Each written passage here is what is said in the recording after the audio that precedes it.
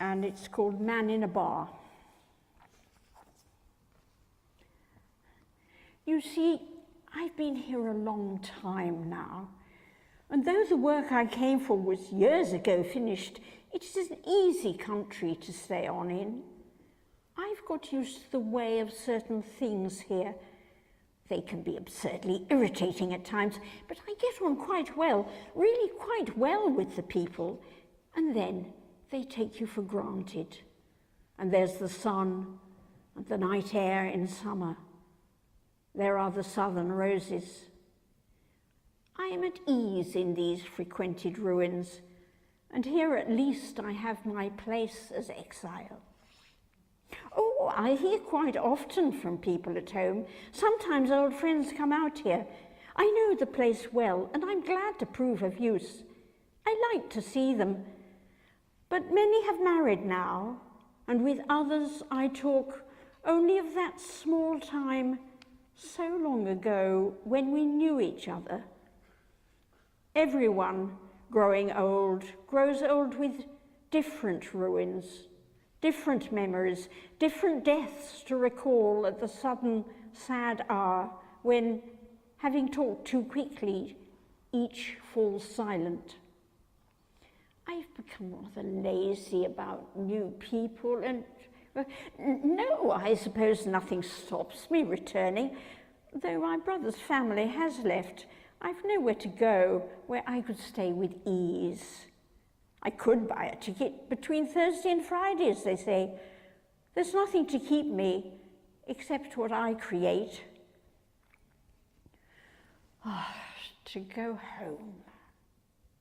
Love is not logical, but has its own peculiar philosophy. I know I shall stay here now. Whether I regret it, this habit of life that keeps me inevitably within its circle, inevitably an exile.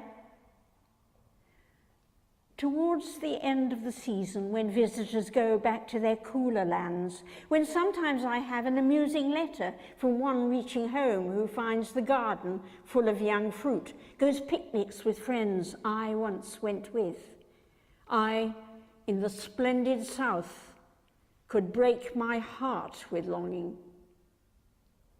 I do not go near the station at such times, for there are too many people who go home. Usually it's in the season before the storms, and had I not long since lost all tears, I could weep enough to bring on thunder. Now here's one that got away.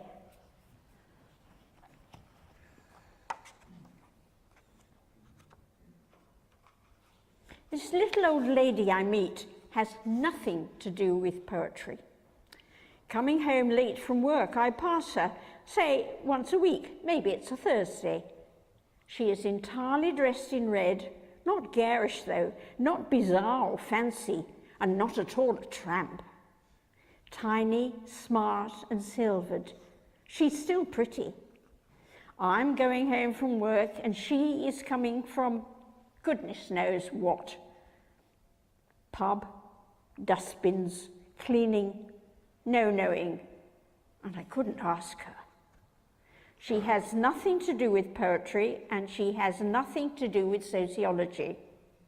Social workers may be out looking for her to divide her into classes, doctors to separate her into diseases, politicians to flatten her into statistics, poets to dispose of her in images.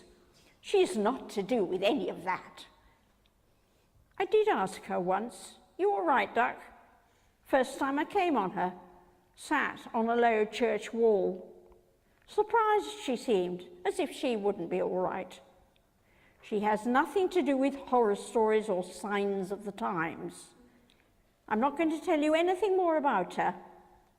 She makes a track, going here and there, inhabitant. And now a little scrap from a group of slivers that I called derivations. And in this little piece, the single voice of the teller of the poem brings in 3 generations.